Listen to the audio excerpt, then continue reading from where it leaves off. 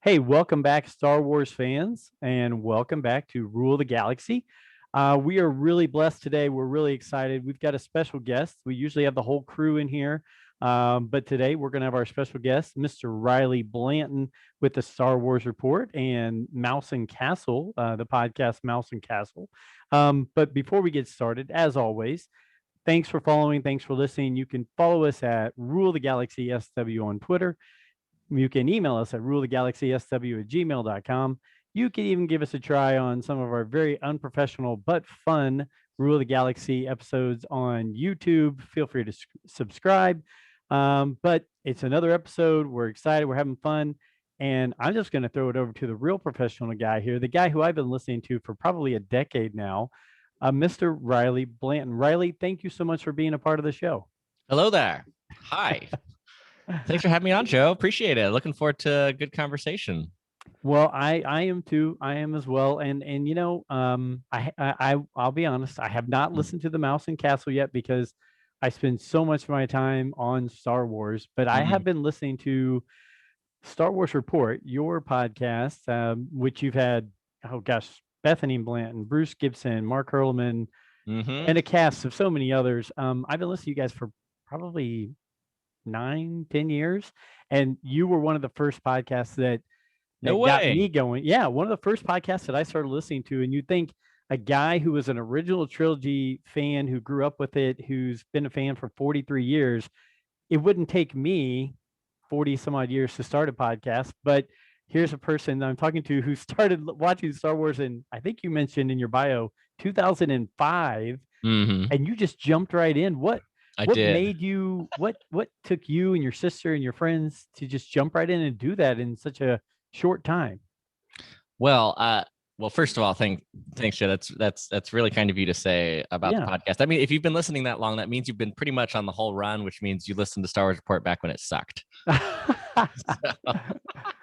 Yeah, this year, this summer actually is our 10th anniversary of the Star Wars Report. Man. I have absolutely no plans at all, but that's true story.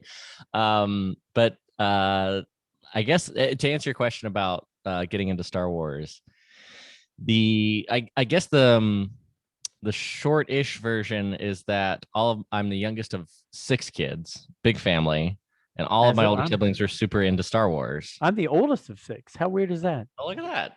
So it was the Star Wars was just a thing with the family because my older siblings were into it, my parents were into it, they enjoyed it, and growing up, I always wanted to watch it, but it was this big, like, it's going to be this big family affair. It's supposed to be an event where everybody had to get together, and so there was this window from when I started getting interested in kind of learning about it, probably when the prequels were coming out. And I remember especially the Phantom Menace, like that being a big deal and being kind of curious about Star Wars. But it really wasn't until Revenge of the Sith was about to come out, and some of my friends are super into the Star Wars thing, that I was like, okay, I want to watch it now. We got to watch it, and begging my parents to watch it. And I swear, maybe I exaggerate in my kid mind, but it felt like 3 years that I was asking to sit down and do the big sort of family viewing. This is the same thing with like several different big deal movies or franchises. Right. Lord of the Rings was a similar way, where it's like a great story that it's an event to be welcomed into the fold. And you have to be, and this is me paraphrasing my parents, I had to be old enough to appreciate it. Okay. Now that's a widely defined, I'm still not exactly sure what that means, like which parts, because Star Wars is very much in depth and has a lot of lessons and morals, and I don't know, you take more away the older you get. So I always think that no matter what your age is, Star Wars has something for you. But for me, there was a certain threshold that I hit roughly 2004, 2005, when Revenge of the Sith was coming out. Like, okay, we're going to sit down and watch them. And the very first movie I saw was The Phantom Menace on VHS tape on the little family tube top TV in like 2004 or 5. And so that was my introduction to it. So if you don't mind me asking, how old were you in 2005 when you saw that? That would have been 14, 13. Yeah, I was Okay. 13, 14, right around then. Yeah. Okay. Okay. Mhm. So this makes me sound very old, but my son is pretty much the same age as you. But I'm looking at it, I'm thinking, like you mentioned, there is a different entry point for every Mm, person. There is a yeah. different, this is my Star Wars because that's what I grew up with or what kindled it for me. I was 6. I saw New Hope Mm, at 6 years old in the theater. So you're right. I guess my parents, they didn't know what Star Wars was. So to say you have to have a certain age to appreciate it, that's kind of funny because I guess I just never thought about that. But I was goofy enough that when my son was 3 and 4, I was like, okay, we're watching the trilogy, let's go, and put him right into it. So it's interesting. So your older brothers and sisters obviously were probably closer to like a guy my yeah. age, and so they were into it. But do you feel like that the prequels are the entry point, the passion or love that you have? Like for me, the original trilogy is what drew me in. Do you find Mm. yourself being sentimental and thinking, "Oh, it's just good to throw in one of the prequels to make you feel like you're in that your Star Wars kind of era?" It is. The prequels do have a special kind of nostalgia for me, and I, for me at least, it feels the same way when I hear guys like you talk about the original trilogy. Um, and the Phantom Menace particularly because it was the first one I saw Mm-hmm. is my favorite one to like just pop in and have on in the background. Um, so I don't. I guess that if that kind of Yeah, answers it, it's one of those things that um there's nostalgia is a weird thing.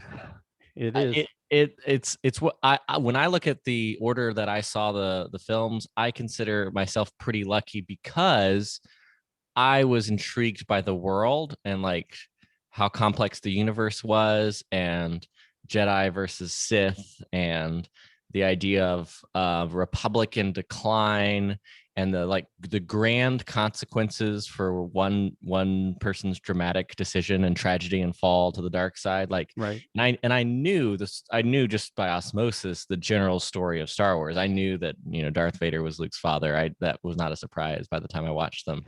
But I do think that by starting with the prequels, I sort of was introduced to the Star Wars, the franchise, Right. long before I was introduced to Star Wars, the Joseph Campbell hero's journey story, which is different. And I think Right. that's something that it's hard to even just. I've only in the last few years reading things like The Secret History of Star Wars and just as I've gotten older, appreciated the very original film for what it is, which is this like nearly perfect perfect mixing pot that George Lucas made to make this hero's journey pop sci-fi yet fantasy story set within this incredible universe, but all Right. of the details of that universe, that franchise, the factions, the Jedi, the Sith, the Clone Wars, all of um, these bits that were filled in as he went along, which is very different than say the other fantasy story that probably means the most to me, which is Lord of the Rings, which is J.R. Tolkien really Mm-hmm. built the universe. He wrote The Hobbit as the children's book, but as he was going into Lord of the Rings, he literally wrote the languages, built the universe, and sort of had this huge framework where George had this idea of the stories that I feel like impacted him and then pulled those in to make the original Star Wars and then filled in the universe around it. So I think for someone like me and those of us from the prequel generation, it's a very different experience. And I think sometimes it's easy to miss it today with the sequels, even more so than the prequels, where it's definitely a franchise. It's sometimes easy to miss just how perfect that original film was. Because I did think it was a little Yeah. slow the first time I watched it, coming It right off of the Phantom. I know, I agree. I agree. I've got friends who grew up my age who then show their little kids, their little kids watch the prequels because they watch them 1 through 9. Yeah. They watch the prequels and then go to the original trilogy and they're like, why are we watching these old movies? Why are we watching these grainy, old, kind of dirty movies and slow Mm-hmm. and I get it. But I think they're, again, growing up in different eras, seeing different things, different things bring us to the franchise. So that's Yes. awesome. Real quick, and I know you don't talk about it. Well, I don't think you talk about it too much, but you serve in the military. Without getting too detailed, one, thank Sure. you for doing that. But Oh. what is it that you do in there? So listeners and fans know. I mean, you keep Yeah, yourself pretty busy with that. I do. I do. No, I'm a Air Force Intel. So I'm Air Okay. Force Intelligence Officer. And right now I have a pretty cool job. Well, the thing about Air Force Intel is like the stereotype is like, I can't talk about it, which is actually not really true. I can't talk about all the specifics of my job, but what I can say is that, man, there's a lot of nerds in the military intelligence community. That's awesome. So Star Wars is alive and well in Oh the yes, like when you military go intelligence the community. when you think about the military and things like even like classified call signs and locations and all kinds of stuff, the amount of stuff that's just nerd references is just hilarious. Like very serious. You would think that like and my job, I support 24/7 ops. Sometimes in my job, it's kind of like the stereotype of an ops center where there's video screens of everything happening all across the world, and Right. it's crazy. It's kind of like you see in the Air Force commercials. Maybe not quite as glamorous, but like the idea of like a big ops floor with screens everywhere where you're watching what's happening in an episode of NCIS in an operations center, something like that. Sure. But like in this very serious environment, which is often kinetic, which is often violent, like it's a part of the job, there will be like a random reference to something completely nerdy in terms of like a call sign or a location or a code name, and I'll just be like, we guys, are we serious professionals here? Is this like but it's true. It's very true. Yeah, I don't think I could pull that off in my job. I don't think people would be too hip if I start throwing Star Wars references into it. So, but Yeah. the ebb and flow is there, so that's good. Um, Another thing, just you're recently married, correct? Within the last year? Mhm. 1 year ago this coming weekend, Wow. we So, made it. do you? Haven't killed each other in the midst of the pandemic. We've been stuck together for the whole first year. That is gonna And here that we you know what? Being from a guy who's been married almost 30 years, that's gonna strengthen your relationship. You're gonna look back at that and say that first year was, you know what, it helped you bond. So that's good. for sure. Do you see yourself? uh, I don't know if your lovely wife was a big Star Wars fan or not before you got married. Do you see do you see your Star Wars fandom changing with the marriage, with bringing a Hmm. new fan in with you to the Star Wars fandom? Has she kind of like said, "Okay, I'll be a part of this because it's a big part of your life," or is it a different feeling being a Star Wars fan now that you're married? I always laugh. Sometimes my buddy Aaron Goins, who I've been friends with for years and years, was always teasing me about and talking about like, are you gonna just are you gonna be are you gonna find somebody and be one of those Star Wars couples like that you meet through fandom? It's a thing. Like people Oh yeah. often with Celebration and stuff, meet through fandom and go to all the conventions together, do the podcast together, and that is definitely not the case with me and my wife. Which my wife Savannah, she's very she loves that I'm passionate about it, and she likes to tag along. So we when we were dating, we went through and I watched every single episode of The Office. I'd never seen it before. Loved it, and then she watched Yeah. every episode of Star Wars with me. So and a good selection of the Clone Wars, and got to kind of like go through and experience it. And she loved it. She had a great time.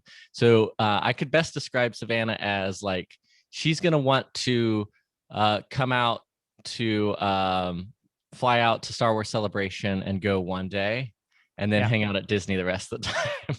That would be like a good level of fandom. But it is interesting, the idea of like we're definitely not a nerd couple in like the sense of like some of the couples I know from fandom, Hmm. but we do appreciate each other's um pet projects and stuff. Like she's huge into upscaling, like that's her thing.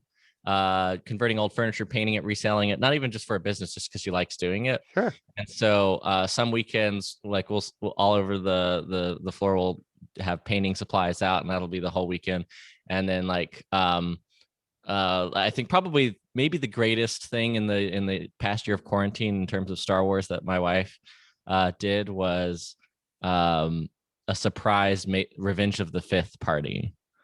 Okay. And because she knew that I was recording like a Revenge of the Sith commentary for the podcast, and so she took that. And when I got home from work, it was like a bunch of black and red balloons everywhere, Revenge of the Sith poster, brownies that were made like dark side brownies, little Revenge of the Very Fifth cool. memes.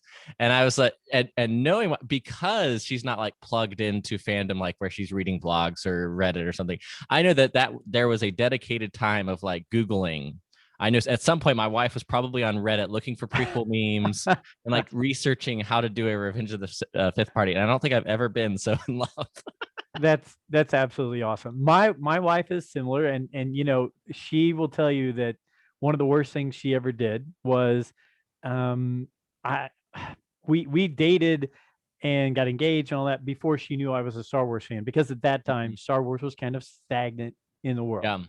And then in 1992, she had heard me talk about the Timothy Zahn book that I bought in 1991, Heir to the Empire, and she found at the bookstore Dark Force Rising, and so she bought it for me as a gift and said, "Hey, I know you like that book. I thought you liked the second one of the series." And of course, so I still have those like main in my collection right in front of me everywhere I go, because for me, that's like what rekindled Star Wars for me. And she was a part of it. And she said, "Gosh, that was one of the biggest mistakes I ever made in my life, because you have not stopped being a crazy fan ever since then."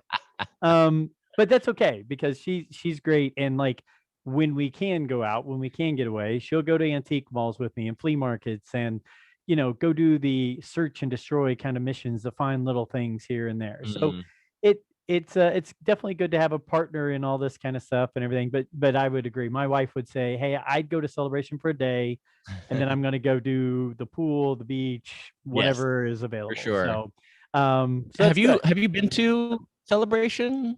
I'm totally Yeah. derailing you, but I'm just No, no, curious. no. That's well, one of my questions for you was about Galaxy's Edge and Celebration, all that stuff. But so on my end, I went to the Indy celebrations because I live in Indy back Okay. Yep. in Oof. 2002, That was 2000. before the first time I went, because yeah, I think that was like Celebration 2 or 3, something Yeah, like that. yeah. So went to that, and then my son, as a Christmas gift to me in 2018, bought us tickets to the 2019 in Chicago. Ah, yes. 3.5 hour drive. So we went up and spent the weekend, and it was basically, you can't get into those things unless you're way in advance, have the money ready to go and buy the whole weekend. So we got 1 day passes, and we Mm, went. So one day we went to a Cubs game and spent the day in Wrigleyville, nice. and another day we went to the celebration together. And it was great because as a father and son, and because I've raised him so much into Star Wars, that us spending an entire day from morning till night at the convention, Yeah. it was great. I just wish we could have done it for 3 and 4 days. But because Mm. you just can't pack everything into those things. Oh no, I the mean, celebration's gotten nuts. As you yeah. learned probably when you were you there like Saturday, Sunday. I think we went to the Cubs game Friday, went to the celebration on Saturday. It was Whew. madhouse, Yeah. absolute madhouse. Mm. Yeah, That's crazy. That's the one that got away. I was in training at that time. That's the only stateside celebration I've missed since I started the podcast. really. Yeah, I was stuck in Texas.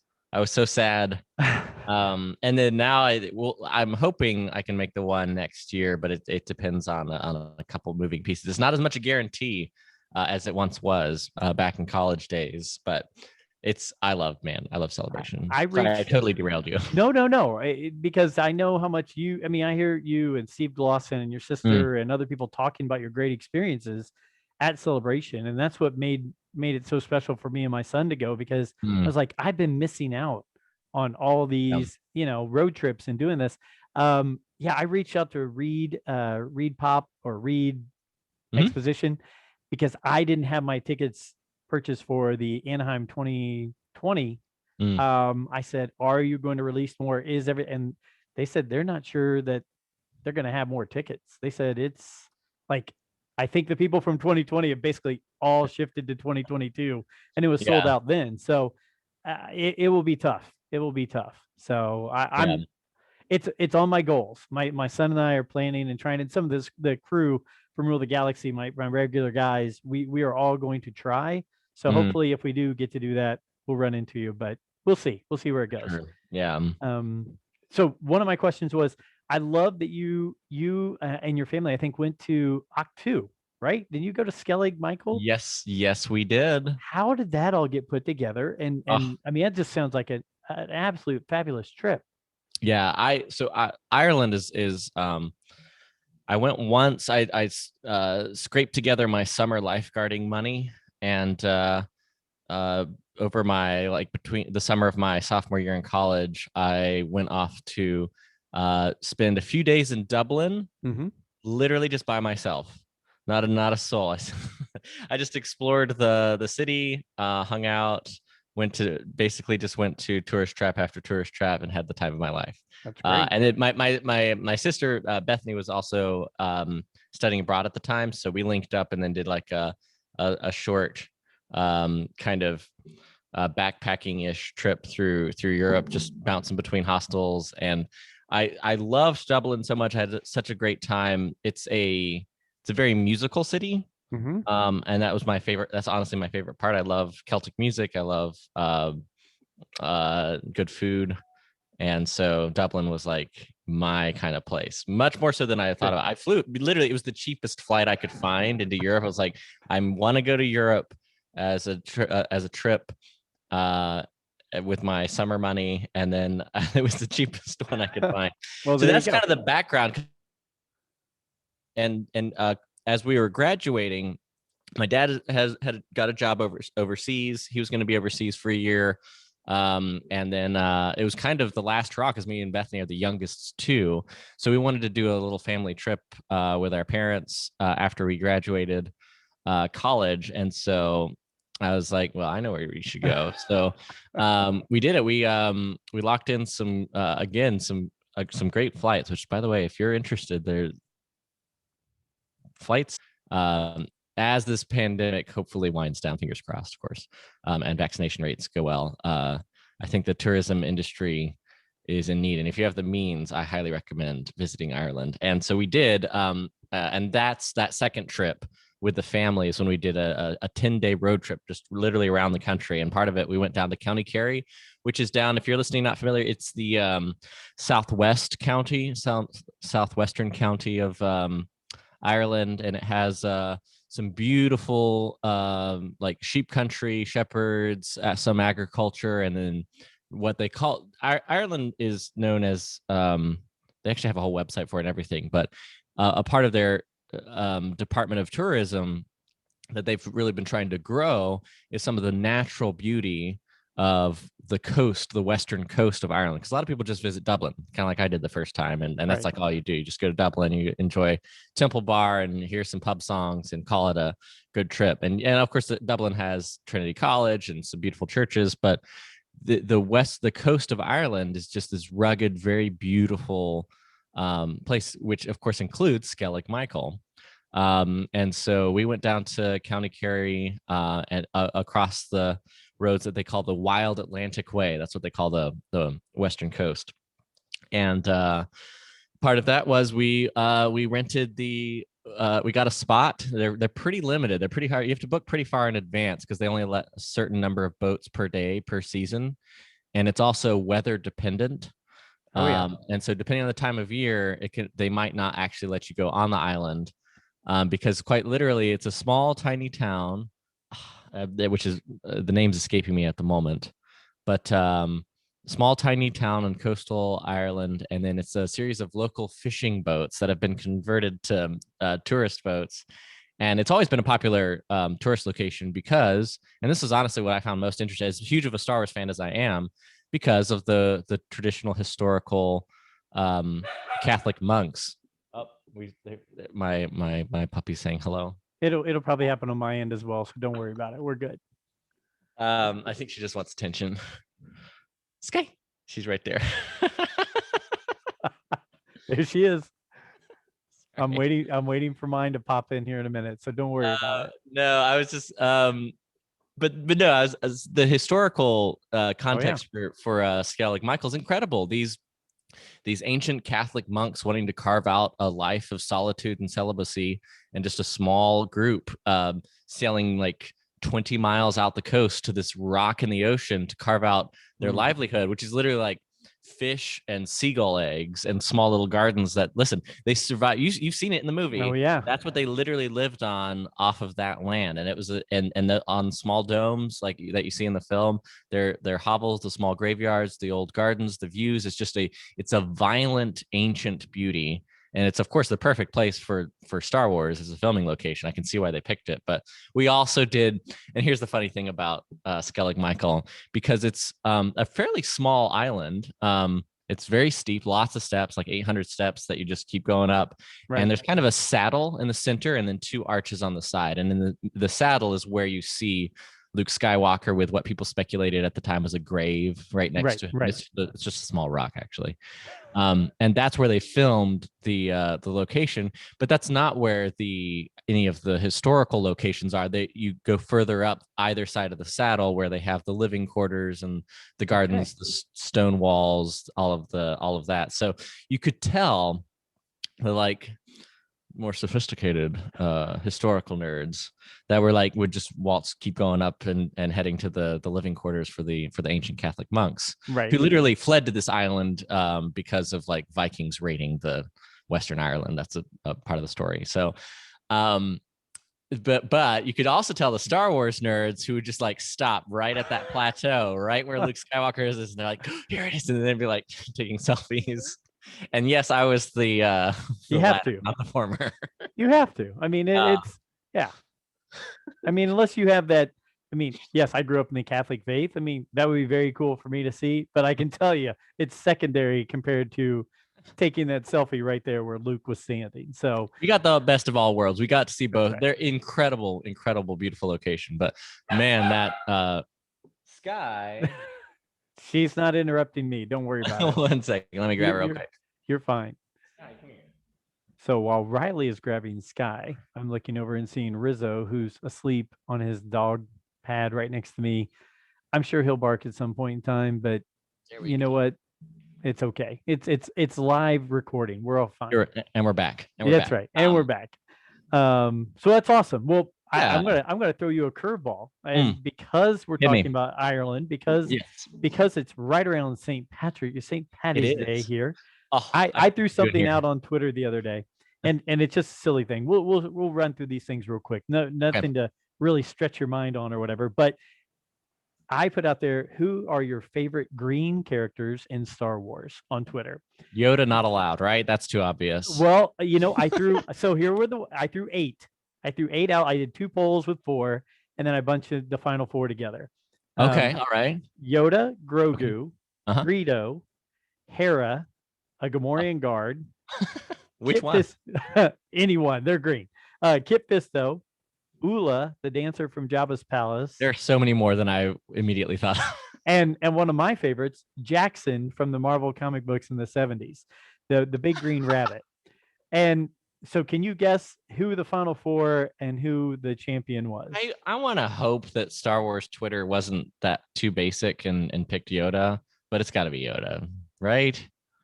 Yoda won 1 poll. Okay. Grogu won the other poll. All right. Fair. Grogu beat out Yoda on the Star Wars Twitter poll. No way. It's Twitter. I mean, I love Twitter and I hate Twitter. I think we all discuss this in our shows, but I think there's probably a lot more 20-year-olds on Twitter that probably look at it and go, I like Grogu more than I like Yoda. I was rooting for Yoda, Hera, or Jackson, but okay, so Grogu won out, but you're a big Yoda fan, right? I mean, I am a big Yoda fan, but I will say, if I were to pick, I'm going to lead off with like a prequel character, because I think the coolest background Jedi, hands down, who also happens to be green, is Kit Fisto. I love Kit Fisto. It's something about the green, the grin in the arena, just that little cheesy grin, just that one little moment made that character so intriguing. Like, this guy has personality, there's one thing that a lot of the Jedi don't have, and that's personality. I loved it, like his tour de force performance. I say it like he's an actor. The animated character in the Lair of Grievous Clone Wars episode, where they definitely gave him a Jamaican accent, which was, it's definitely, I can just see George being like, all right, he's basically Space Bob Marley. Just go. Because I'd never thought about that, but wow, spot I on. mean, come Spot on. Kit Fisto, Jamaican accent. Listen, I'm not the one who did it. No. So, but We're I just the actually loved it. consumer. That's right. We can't get blamed for it. But yeah, the Nautilin Jedi. In fact, there's the Cestus Deception was a Clone Wars novel I read back in high school, and Kit Fisto played a pretty big role. He was kind of interesting character. I was a big fan. Well, good. I agree. I think I'm glad he made the final four. He did make the final four, so that was good. But he didn't win it. But yeah, so Grogu, then Yoda, then Hera, and then Kit Fisto. That's how it ranked in the final four. So yeah, but just fun little things to see what people's thoughts were. So Hera was number 3. Hera was number 3. And Kit Fisto. Oh, I have somebody at the door. That's right. Involved. I'll call you right back. It shouldn't be about a second. I think it's my internet guy. Stand by one. You got it.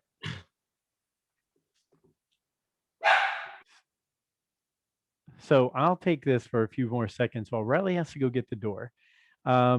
We are going to talk a little bit. It is we just had International Women's Day, and we also are celebrating Women's History Month in the United States right now. So with that, I started looking at it and thinking, what would be the Mount Rushmore, we always use that. Final Four, we always use those kind of things. So I thought, what would be your top 4 female characters from the Star Wars universe? With that being said, very difficult to choose. I found that picking just 4 was a lot tougher than I thought it would be. So when Riley gets back, we can go through that and get some of his thoughts. But it really came down to, I came down to 6. I know I was trying to get to 4. So on mine, I've got a top 6. But we'll see what Riley has with his version, his thoughts. Obviously, there are so many great female characters. Started off by Princess Leia in A New Hope, and many more after that, and Rey finishing us up in the sequel trilogy, being the lead character in that series. So we'll look at that. We're also going to when Riley hops back on, and we will go into some discussions on the recent news in Star Wars, which has been great, that they're going to be bringing back some vintage things from the Star Wars universe, and some of my favorites. And Scott Rifen mentioned the other day, not all Star Wars is great Star Wars, but it's all Star Wars. I think we were talking about the books, but thinking about some of the vintage cartoons and movies and things like that. I say cartoons. I should say animated series. I'm almost 50. I'm not supposed to watch cartoons, but I can watch animated series. So we'll be discussing that briefly. And then also on top of that, Riley and I both love Obi-Wan Kenobi, and think the world of that character and the different actors who have played that, whether it be in live action, in the animated series with the voiceovers. So we will hit that as well when he comes back. So we'll put on pause, and we'll be right back with that. And we are back. We were finishing up talking about green aliens, and we were going to run in some other topics. Riley, finish up on your green alien discussion there. Oh, I know you mentioned Kit Fisto. Go ahead. I don't know if Yaddle counts, because she's kind of an off-colored green, kind of grayish green. Yeah, something like that. Same thing with Bosk. It depends on the light. I guess I think of him as more yellow, but yeah, I think that's gonna have to be. Those would be my other go-tos. But I think I'm just gonna do the shout out to Kit Fisto. I think he's probably my favorite green character. Prequel guy. What can I say? No worries. It's all about our own personal preferences. And while we were away, I checked Twitter real quick, and it looks like Yak Face has promoted that there will be a 6-inch Jackson the Rabbit coming out soon Oh in the Lord. Black series. So Oh I will jeez. have to I'll have to get my hands on that one. So I am going to personally buy Scott Rifen 6 of them. it's hard to pass that up. When you were a kid of the 70s, we all for some reason had an affection for that crazy character right there. So um so we'll move on to another topic real quick, and this one was kind of pressing news of the day, which was really exciting to get news in the Star Wars world. I mean, I remember you used to talk about how your show, you were based off just talking about old Clone Wars episodes and comics and novels that were coming out. That's what your show was, right? And Yep. Yeah. so to have actual news like we do nowadays with Disney and Lucasfilm and all the things they're doing, were you excited? Not excited? Were you interested in the announcement that they're going to bring back some of the vintage, I guess you would call it, nostalgic Star Wars from, let's see, the Boba Fett animated part of the 1978 holiday special, the Ewoks animated series, the Ewoks movies, We are the the Ewoks. What's funny is I've never seen a single episode of that series, but man, I know the song. it does get stuck in your head pretty quickly. And then last but not least, the Tartakovsky Clone Wars series. So that's what I'm most excited about. Yeah, I mean, I was goofy enough that over COVID, when you have this downtime and nothing but funds in your hand and looking at a computer screen, I went and purchased the Tartakovsky Clone Wars series on DVD. Okay. I got the Ewok How much movies on did you? DVD. And I got the the Droids animated series and the Ewoks animated series all on DVD. They were usually about $20 each. I was gonna see how much if they were like marked way up, because I know those Gindie Clone Wars DVDs are tough to come by. Yeah, it was. I mean, gosh, I found them. I spent too much time on Mercari. I love that website.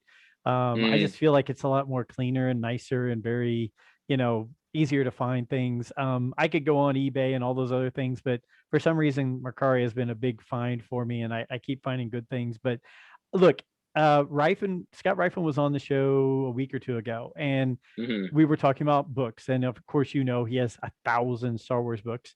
Yes, I've seen them. And he goes, look, 80% of that was bad. He said, but I still read them because it brought me into the Star Wars universe. I think we can all agree as mature adult Star Wars fans, not all Star Wars is good, but it's all still Star Wars.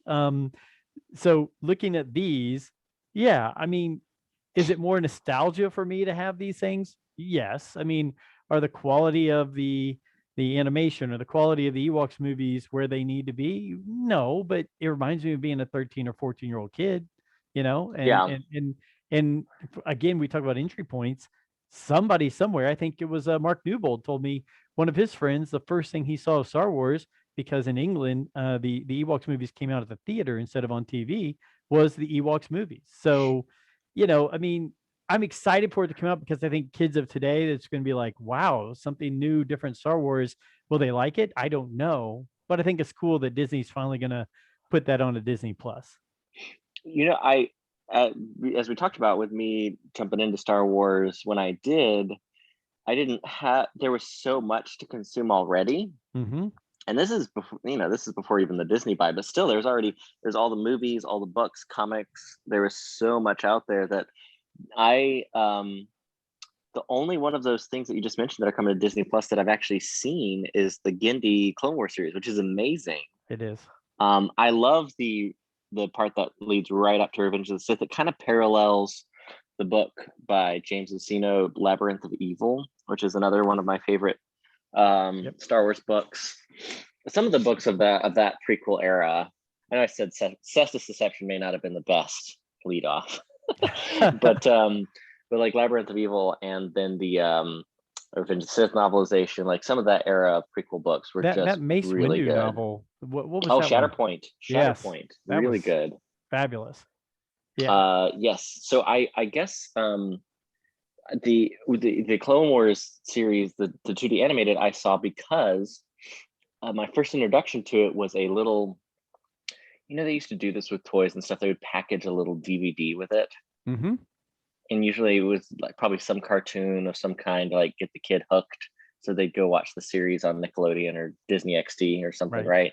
That I was that kid where I bought this is around the time when I was first getting into Star Wars and first seeing the movies. Revenge of the Sith was out.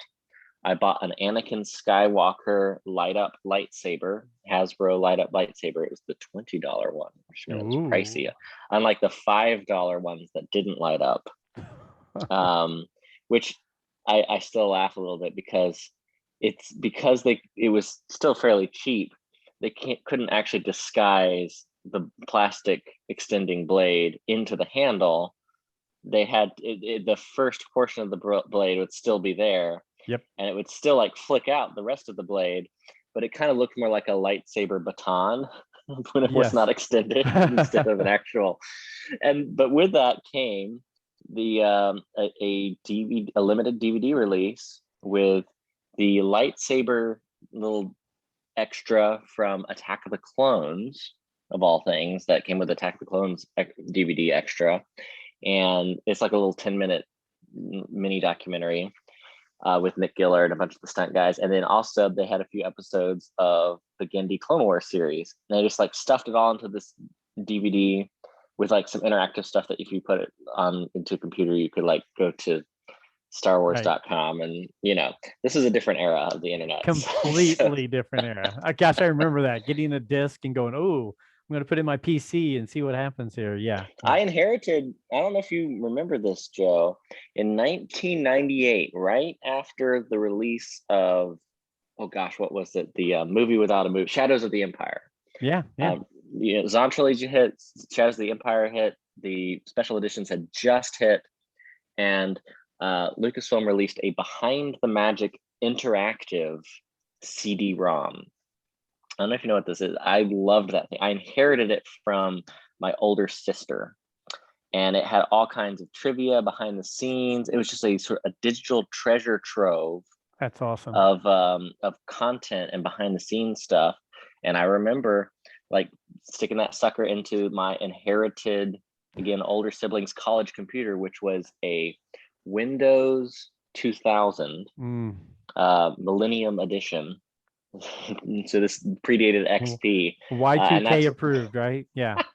But that's the era of those CD-ROMs, and that CD-ROM is where I first popped in and saw the Yoda episode where Yoda goes off into battle and has that really cool voiceover, and I just loved it. I was like, what is this? I'd never heard of it. And it wouldn't be until years later that I would see the whole series on YouTube when it showed up on YouTube. And so that's the only thing I've been exposed to. And I've never seen the Ewoks cartoons. I've heard them referenced. I've never seen the Droids cartoons. I know the theme songs, but I'm looking forward to actually, maybe we'll do something for Star Wars Report and do a throwback commentary series or something like that. Or maybe watch parties. We need to do like watch parties as this stuff comes out. I like that. I like that a lot. And it throws you, it's a totally different era. And it came from that Nelvana, the Canadian company who did a lot of animated series at that time. So it definitely has a certain look and feel about it. But yeah, right. Yeah. That opening scene music for both of them sticks in your head. I mean, once it gets going, you can't get it out of there. So yeah, dude, like the whole sequence with Anakin and his scar and the vision, it was very very anime, I loved it. It was really cool. Eating those worms, right? Eating the worms. Oh yeah. Oh man. Yeah. It was sort of like the dragon, the inner monster from the novelization. But in animated form, and it's a lost era of Star Wars. I mean, I do a podcast and I haven't even seen a lot of this old stuff. I think it'd be really cool for kids today to actually go back and watch some of these Saturday morning cartoons. Agreed. I'm looking forward to it. A guy who grew up and saw it all. I am definitely looking forward to it, and I think people will get a kick, especially out of the, like you said, the Clone Wars Tartakovsky version, because in Captain Afra in the comics, which I'm one that I can't keep up with all the comics, so I just get the snippets on the internet and everything. But Durge from that series is going to be in the Dr. Afra comic Yeah. series coming up soon. So No they're way. definitely bringing this back. They're bringing him into canon. So yeah, it's going to be crazy. So he was a good character. Yeah. I like that character. Yeah, I'm normally not even a canon guy, but I did see something about their like, I guess this is a new shift, slight shift in the way they're approaching canon, or at least bringing this stuff in. Yep. Yeah, because they were very clear in the initial announcement that it was just Clone Wars movies. Yep. But now with like this stuff showing up on Disney Plus, yeah, it's pretty interesting.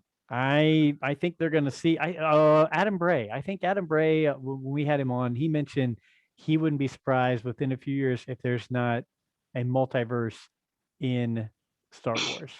Yeah, no, I would not be surprised. Yeah. So, briefly, we've hopped from that. I'm just bouncing all around, so I apologize. I don't want to you're keep you good. too long.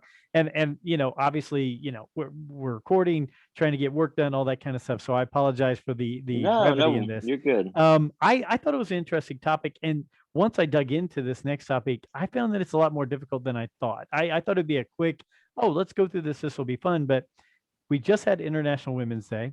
We are celebrating Women's History Month in the United States. But I looked and I was like, well, it can't be that difficult to put like a Mount Rushmore of female characters from Star Wars into, a Final Four kind of setup. And then I started looking and I thought, my gosh, I didn't realize that there are X amount of female characters that how do I not put them into a top list? I mean, ranging from my favorite character, believe it or not, again, a guy who grew up with the original trilogy. My favorite female character right now, I just love her to death, is Ahsoka. I don't know how or why a guy my age looks at that character, but I think it's the story arc of going from, from then until now and all that she's gone through.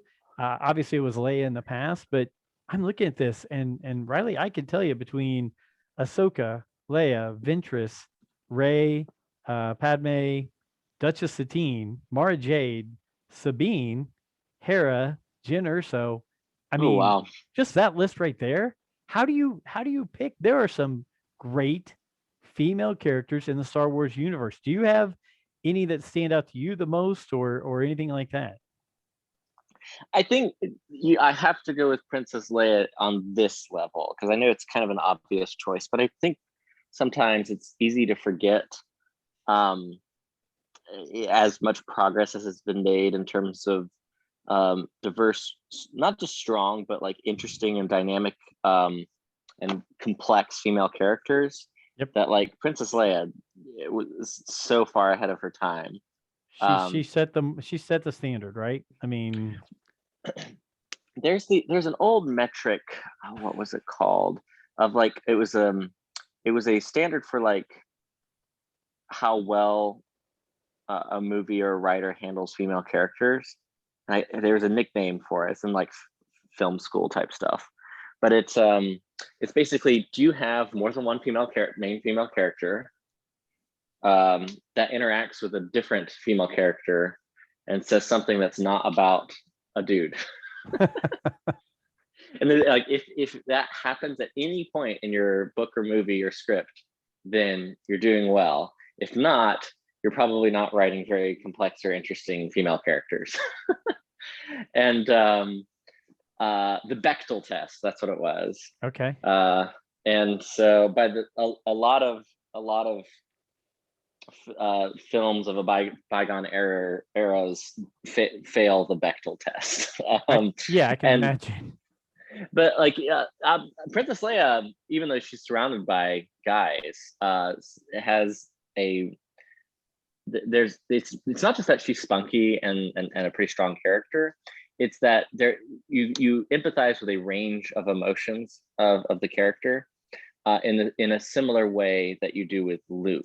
And I think it could have been very, very easy, especially with the kind of movies that George like loved and based, a lot of his writing off of. It could have just been a Casablanca love interest. And there are plenty of, romance films that of a bygone era that influenced the original trilogy, especially Empire, and this sort of trippy dialogue back and forth between Han and Leia. But Leia's a complex enough character that you experience sorrow with her, shock, horror with Alderaan. You experience humor. You experience toughness, fortitude, courage in the face of evil. Like there's a range of moments with her that define her as a character in a way that just wasn't the case with any like female heroine in sci-fi to date. Like you just hadn't seen that, and I think it's if you don't understand that context, and context is important because that's where you can appreciate and see the progress that is made when you see characters like Ahsoka and Hera and that are part of that legacy. But Princess Leia was the original. She was the one who carved out. And you know what? I if you ask like I think the best written, and listen, here's a dude talking, right? So take it for what it's worth. But I think the best written female character in science fiction or fantasy ever is Cara Thrace from the Battlestar Galactica reboot. Really? Yeah, it's because of her complexity and her struggles and her courage in the face of failure and fear, and like dealing with those two things as a complex human in a way that's unparalleled. But that is a legacy that I think a character like Princess Leia carved out and made room for. So there you go. There you have it. I think that's my awesome. opinion. And no, I mean, it blows me away. And you're right. Whether it's Star Wars or other science fiction, there have been plenty of strong female characters in a lot of movies and shows and books. But I think you're right. The depth that she hits on all those facets. Some of these characters are very much, oh, well, this is an angry female character, or this is a tough female character, or this is an emotional female character. But I think you hit it right on the nose, Riley. I mean, Princess Leia goes across the entire spectrum and has seen the highest of the highs and the lowest of the lows and everything in between, and has done it as strong as any character could have. So I think that's great. I think that's a great answer, and I wouldn't say anybody would probably doubt you on that. And you're probably right. I'm one of those people now that's in the newness kind of factor with Ahsoka, but you're right. I mean, she wouldn't be who she is today if it wasn't built on what Leia was. So I've got one more for you. Yeah, I'll tag in quick here because I think I'm going to bring in the sequel. We haven't really talked sequel trilogy at all, but I'm going to say that here's the thing with the whole Rey thing, because I've heard a lot of critiques of her as a character, but especially, and I'll make this point mostly based off of her character as J.J. Abrams wrote her in The Force Awakens. I think she is the perfect heiress to the legacy of someone like Princess Leia because of a similar sort of a different kind of suffering, but her own struggles come from a question of identity, of who she is, who her parents are, what her role in life is. And it's such a universal Joseph Campbell moment. I think the criticisms of Rey, especially for The Force Awakens, that she's too powerful, too fast, woefully ignore what her character's strength is and what makes her such an interesting and I think inspirational character. Because I think every single one of us can identify with that questioning of who am I, what am I here to do, what is my role in this world. And I think even though she displays a lot of power later in the film, I think it's so short-sighted to just chalk her up, especially from the Force Awakens, as just like a Mary Sue or overpowered character who doesn't go through any struggle. A lot of people say like, no, Luke struggled. No, her struggle was different. It was a struggle of identity. Luke has a struggle of identity, but it's in The Empire Strikes Back. It's not in Star Wars. Luke's protagonist journey is a classic call to adventure. And while Rey is going on that adventure, her question of identity comes in sooner. Now, how her identity plays up in the later sequel films, that's a separate discussion. But I'm just talking about like the way I think J.J. Abrams perfectly set up her as a character. If we're talking women in Star Wars, I think that's a very important thing to recognize. I for one, and I think most of the Rule of the Galaxy cast and crew here, all hope that there are future Daisy Ridley as Rey, either Disney Plus or films or what have you. I do think when she left it with that yellow lightsaber at the end, she took her role as who she was. Yes. I think there's a lot of potential there, and I really hope that Lucasfilm and Disney take that and run with it, because you're right. I think she could fill that role of what Princess Leia was for the future, for the next 10 or 20 years if she wants to do it. I know a lot of people don't want to get typecast and stuck in a role and all that kind of stuff, but she has a really good opportunity to really take that mantle and run with it, and Disney and Lucasfilm do as well. So Yeah. let's see. Let's cross our fingers on that. Yeah, for sure. So I won't keep you that long because we've been bouncing around, and I know you've got things going on there at your place. One thing that I found very interesting listening to some of your shows was, you have a high regard for Obi-Wan Kenobi. True story. I am also a person that Luke was my guy from, being a 6-year-old little blonde-haired, blue-eyed kid watching Luke through the original trilogy. I wanted to be Luke Skywalker, and he's still my number one guy, but I'd say 1A is Obi-Wan Kenobi, and it's rewatching the original trilogy and seeing Alec Guinness play that role so well, then getting so attached to Ewan McGregor as Obi-Wan in the prequels, and then honestly, James Arnold Taylor in the Clone Wars Yes. really even expanded on it even more, to where that character across of that entire arc really stands out to me. Do you think being a child of the prequel trilogy and then right into Clone Wars, that's what grew your love for it, or do you also spread all the way through to Alec Guinness into the original trilogy? What stands out to you about Obi-Wan? Because you talk about loss. I mean, we look at him losing Qui-Gon, we look at him losing Anakin, him putting that failure on himself, Yeah. sacrificing himself in A New Hope. I mean, this guy, losing Duchess Satine during the Clone Wars, right? I mean, those story arcs right there really add to the depth of that character. I just can't get enough of it, and I'm really excited about the Obi-Wan Kenobi series coming out on Disney Plus. What are Yeah. some of your thoughts? And especially great that Ewan's coming back and doing that. So excited about it. But some of your thoughts on Obi-Wan Kenobi overall. Well, I think the best way I can characterize it is walking through sort of my evolution with the character, because my introduction was Ewan McGregor in The Phantom Menace, and he's kind of he's actually, Obi-Wan Kenobi's kind of a side character in the film. He's not in a lot of The Phantom Menace. I sometimes wonder what, like, for OT fans, if you were disappointed with like not having more Obi-Wan in that movie. Qui-Gon's really the central role. Yep. The glue that holds everything together. Qui-Gon was the Obi-Wan of that movie. I mean, that's true. Yeah. So, but for me, especially in episode 2 and 3, Ewan McGregor really got to like jump into the like cool role. He's the closest thing to Han Solo the prequels have. yes. With him, his like sarcasm and wit. And some of my favorite puns of like when he looks up in the arena, his hands are tied still, and he's like, "Good job." Right. Well, I mean, that's I say it on the podcast all the time. In the prequels, Obi-Wan was set up with the best lines. I mean, it doesn't matter. I mean, the death sticks line, I'm going to get a drink, I mean, it just, all those little snippets that are just so well done by Ewan McGregor. Yeah. Although Anakin did have maybe my favorite line, which is, "General Grievous, you're shorter than I expected."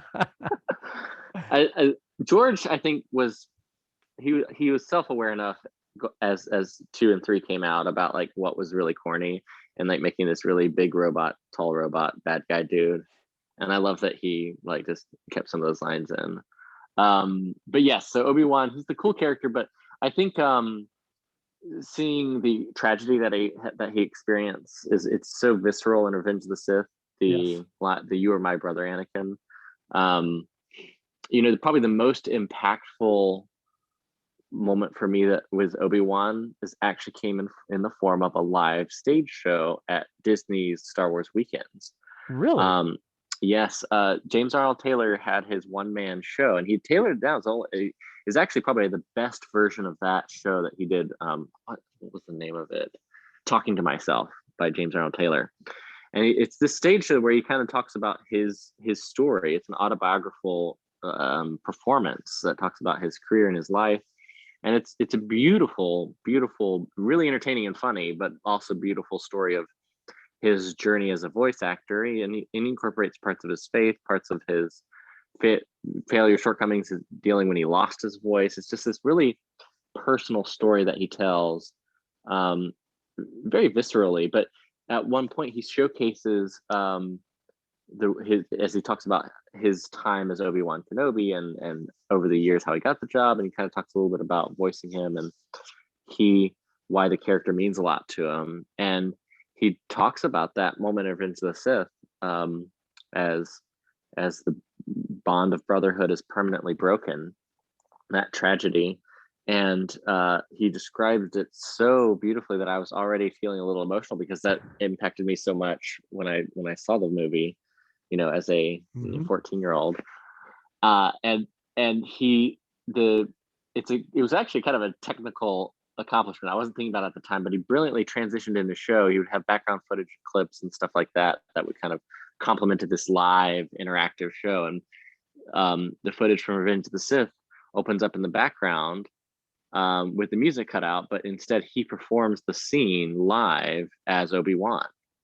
And so you've probably heard him. He's done that. Like if you listen to an interview with James Arnold Taylor, sometimes he'll illustrate the different Obi-Wans, his Obi-Wan, young Ewan, tragic Ewan McGregor, like when he's all hoarse from that scene.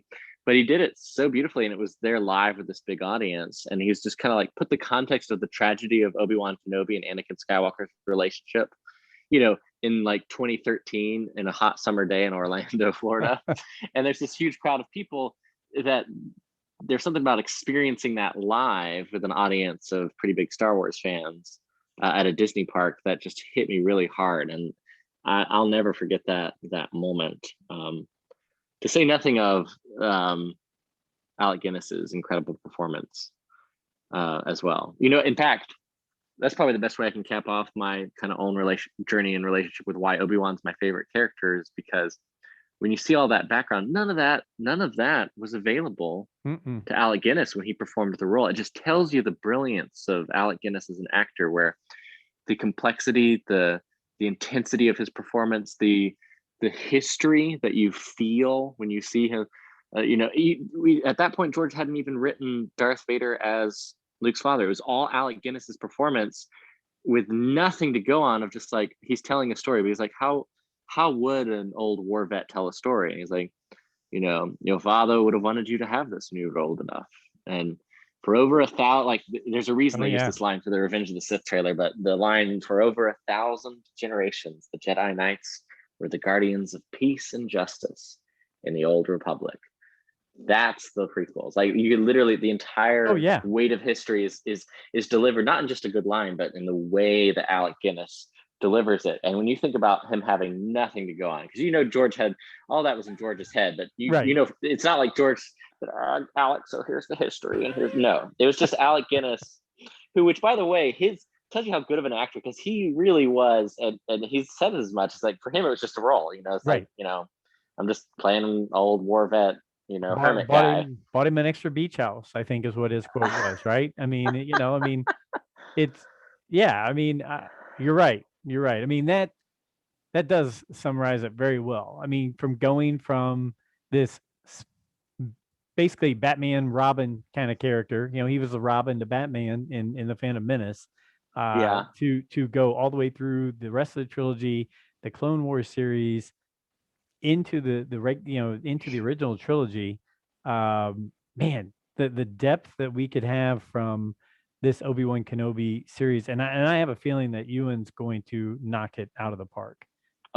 He's going to take that stuff again from the original trilogy and say, how do I deepen that? How do I strengthen that? And I'm so excited about that. I can't wait. I'm excited about all the stuff on Disney Plus, but that's the one that's got me hooked. I am, and also just because, and here it is, the Mandalorian's kind of the Star Wars sacred cow right now. So here we go. You ready, Joe? Yeah. I'll put it this way. I love the Mandalorian, but but I'm excited to have someone with the acting caliber, talent, and experience of Ewan McGregor leading a Yes. Disney Plus Star Wars show, because The Mandalorian, for all of its incredibleness, sometimes the writing and acting not quite up to, and this is coming from a prequel fan, not quite up to the standards of what I would hope to see in the Star Wars series. Listen, it's been a weakness of Star Wars for many years. I'm used to it, but like, especially the frizzy hair lady that constantly babysits. Some of the lines and the acting is just like super cheesy, corny, old school, and that's okay. It is. But I'm hoping that there's a real dramatic presence for the Obi-Wan series. I have a feeling that both Andor and Obi-Wan are going to really get deep. I have a feeling they're both going to get intense. People are going to be like, wow, what we saw in Rogue One with the darkness of that. I think we're going to see a lot of that, coming through in Andor, and just that isolation and the deep thinking that Obi-Wan's going to have to do of, how did I fail? How do I fix this? Where do we go from here? And just looking back at his, I have a feeling they're going to be flashbacks, thinking back of the mistakes he made, different things like that. It's, and I'm hoping, from what I'm hearing, that there's going to be that meditation factor where he's communicating with, possibly Qui-Gon or whatever. So that would be, yes. Do you ever see that those animatics that they did for Revenge of the Sith? I don't think so. It was in the novel and the script of Yoda and Obi-Wan communing with Qui-Gon. Wait, I think maybe it was just Yoda, but communing with Qui-Gon right at the end, right before he goes off to Dagobah. Mm-hmm. And there's this. It was on Polis Massa, I want to believe, when Yoda and Obi-Wan are there. They had a small sequence where they're going to get, and they couldn't get Liam Neeson at the time, so they cut it. But I think it's on YouTube, but you can find it, and that brief moment, and of course that did show up later in the Clone Wars. And I think, come on, if you can get Liam Neeson for Clone Wars, you can get Liam Neeson for Disney Plus, for the Obi-Wan series. Well, no, I agree. Well, I don't want to cut it short, but we've been going for a little while, and the work emails are starting to pile up, which that's no fun, I know. Riley. Joe, I just want to say thanks so much for having me, and really appreciate you. If you're listening to this podcast, and don't you dare cut this out, I've given Joe the runaround on rescheduling this, and it's in the middle of a work day. It's like kind of crazy timing, but we made it happen. Joe, you're super patient. I really appreciate it. No, hey, like I said, it's been a blessing and just an honor to talk to you because of all the things you've been through in the Star Wars universe over the last decade. Riley, I always like to let people know, and you know it better than me, so I don't mess it up. Where are the easiest and best ways for people to follow you, listen to you, all that kind of stuff? If you like Star Wars, check out Star Wars Report website, Facebook, Twitter. It's wherever you find Star Wars podcasts. That's always a good time. You mentioned Mouse and Castle. That's also a lot of fun. But if there's one thing I'd like to encourage you to do if you listen to the podcast, is jump onto my Substack. I've kind of left social media behind, at least temporarily, in pursuit of a different project, which is just a little newsletter, Substack. Just writing down my thoughts on fandom, Disney, Star Wars, military life. And if you're interested in those kinds of things, go to RileyWrites.substack.com. That's just that easy. There we go. I will make sure I put that in the show notes. Riley, thank you again. It's been great, and thanks for carving out this time and dealing with me, because I've been a pest bothering you, so I appreciate it. No, absolutely. And I hope, because it's, you almost feel like, when you drive in your car and you're listening to all these podcasts, or you're cutting your grass and you're listening to all these podcasts, you start having those conversations in your head with the people. Like, you hear what they're talking about, and you're like, you want to answer, I would say this or whatever. So spending time with you has been great, because I probably had 10 conversations with you and your co-host over the years, and I hope truly that at a future celebration or some other con or event that we get to meet up, and I can buy you a drink or whatever it is you partake in here, and get to meet you face to face, because it's been great to listen to you for the last so many years. So thank you. Absolutely, Joe. Thanks so much. We'll make it happen. You got it. So for everybody who's part of the Rule of the Galaxy fan base, remember, follow Riley. I'll put all that together in the show notes, and you could always follow us again at Rule of the Galaxy SW on Twitter. And until next week, may the Force be with you.